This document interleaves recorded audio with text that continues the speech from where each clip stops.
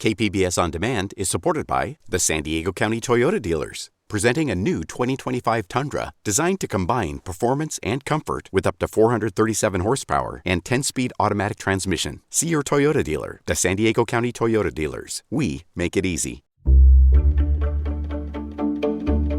Good morning, I'm Annika Colbert. It's Friday, June 10th. More details about the Marine Corps aircraft crash. More on that next, but first, let's do the headlines. There have now been 800,000 cases of COVID-19 in San Diego County since the start of the pandemic. This milestone comes as weekly case counts have tripled in the past month, and hospitalizations have been on the rise.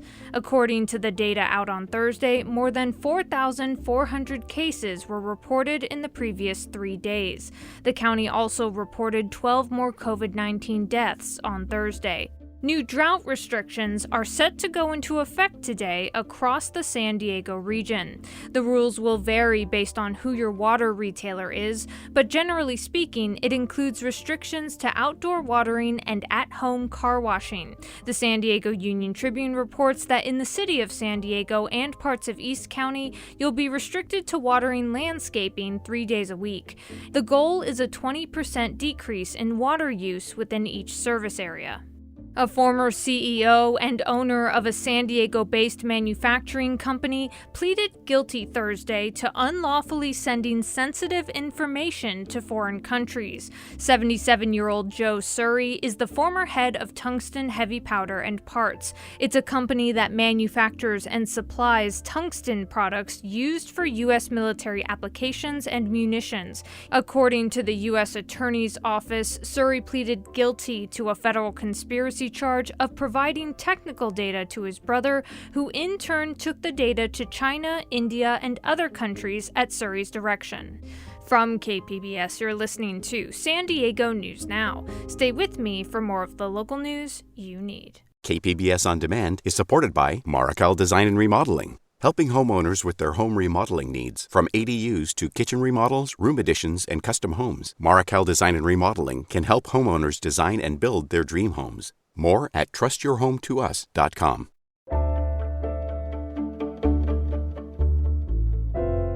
Officials said on Thursday that 5 Marines died in an aircraft crash in the desert on Wednesday. They were part of the Marine Aircraft Group 39, based at Camp Pendleton.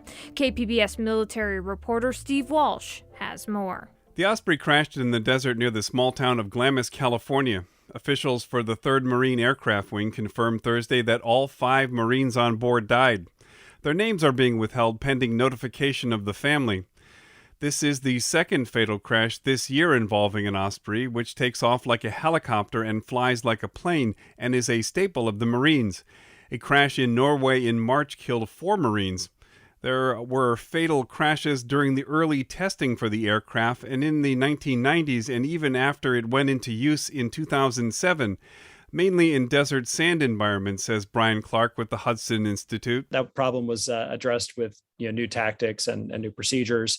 And then it's had a pretty good run since then of being operated for the last 10 years without too much incident. And any incidents they did have were largely operator driven. And so it's been a pretty reliable aircraft for the Marine Corps. The most recent crash is under investigation. Steve Walsh, KPBS News.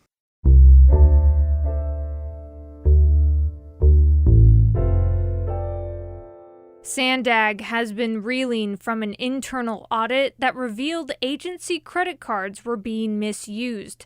Now the agency has unveiled its plan to reduce spending.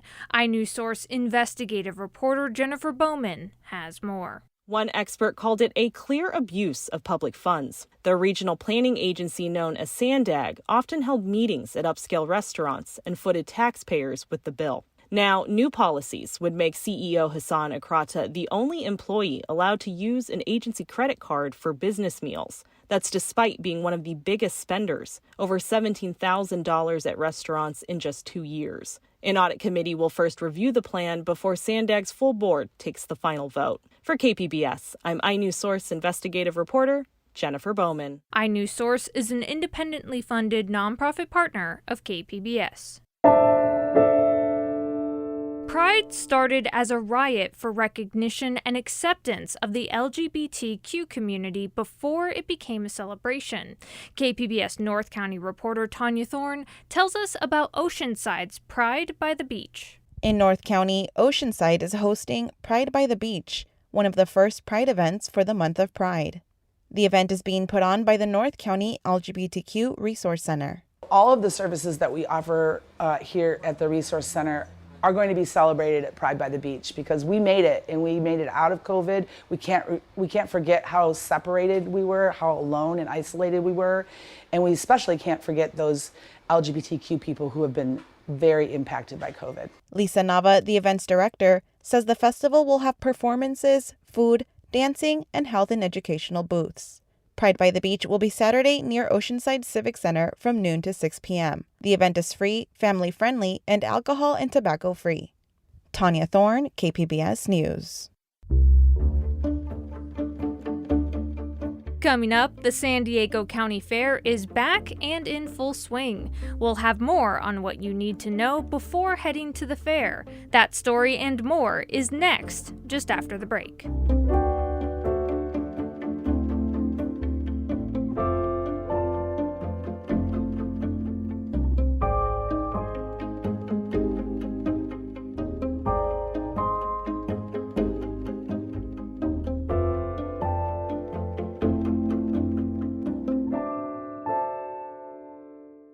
KPBS On Demand is supported by Paint Care, offering households and businesses in California more than 800 leftover paint drop-off sites for recycling. Quantities of 100-plus gallons of paint may qualify for a large volume pickup. Learn more at paintcare.org.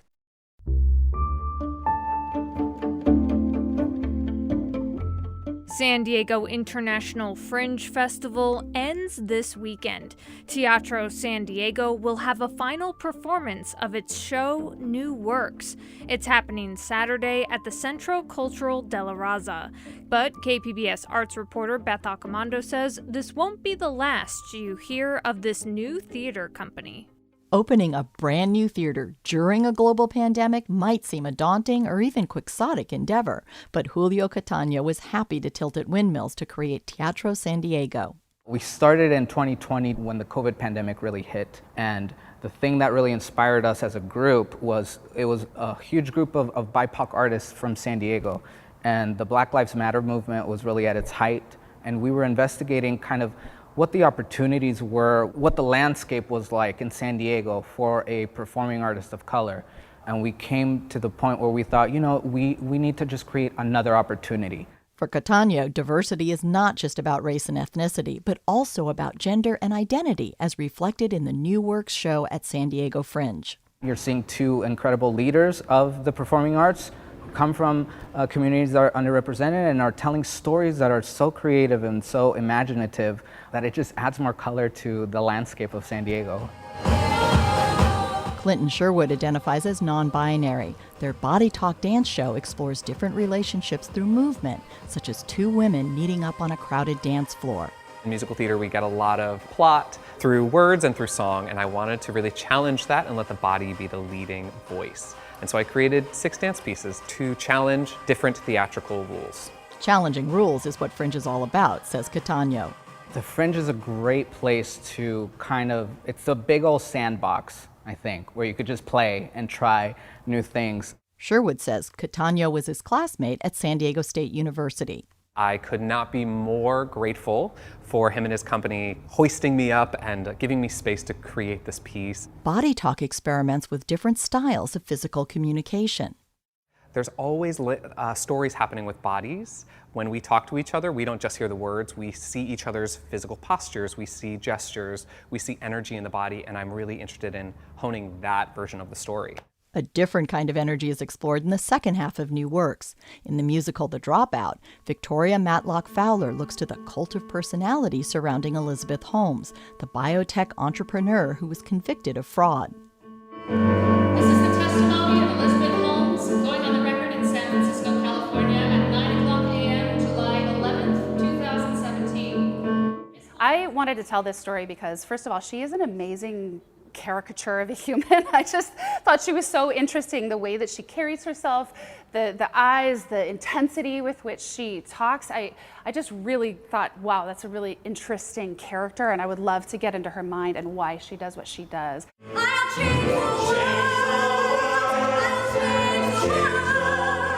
So it's really, to me, just the baby beginning starts of this show. And this is the world premiere, first live public audience. It's absolutely terrifying, but it's also just so humbling. And I'm so grateful to be here. She could have changed the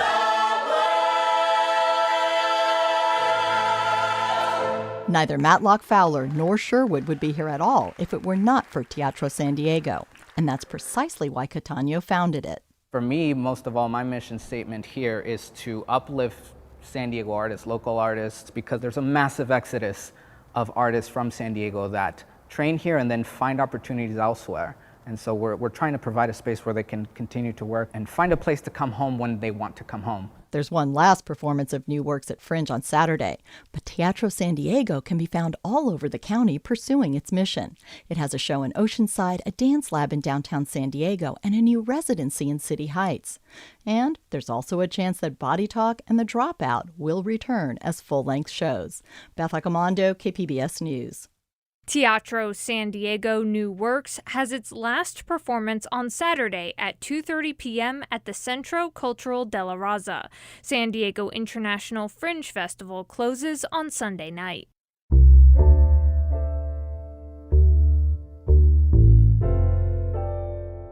It's the unofficial sign of summer, the return of the San Diego County Fair. KPBS North County reporter Tanya Thorne has more on what you can expect this year. Welcome, fairgoers!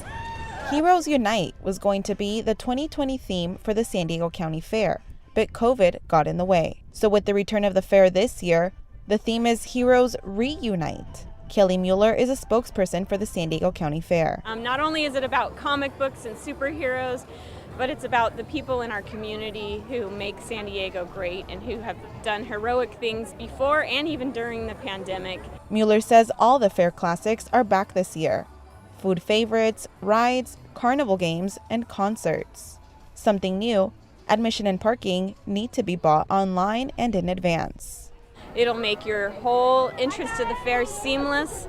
They'll simply scan your parking ticket at the parking lot. You don't have to worry about a transaction. They'll scan your admission ticket at the gates as well, and you can get right in. Mueller said admission was lowered to $15 for weekdays and $20 for weekends. You can lower the cost further with a $3 off coupon from Albertsons. This year, rides won't require physical tickets. You can buy all your ride tickets and your ride wristbands on the app.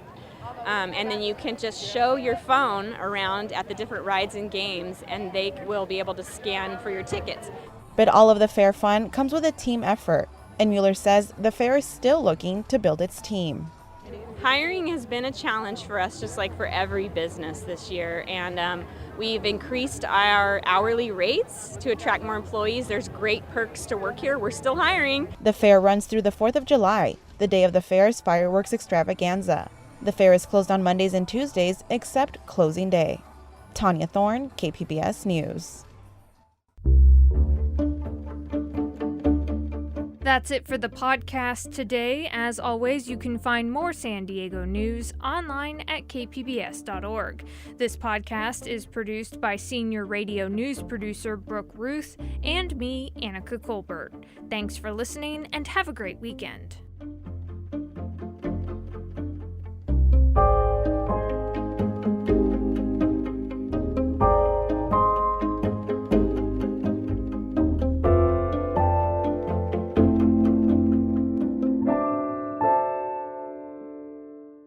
KPBS On Demand is supported by Paint Care, offering households and businesses in California more than 800 leftover paint drop-off sites for recycling. Quantities of 100-plus gallons of paint may qualify for a large volume pickup.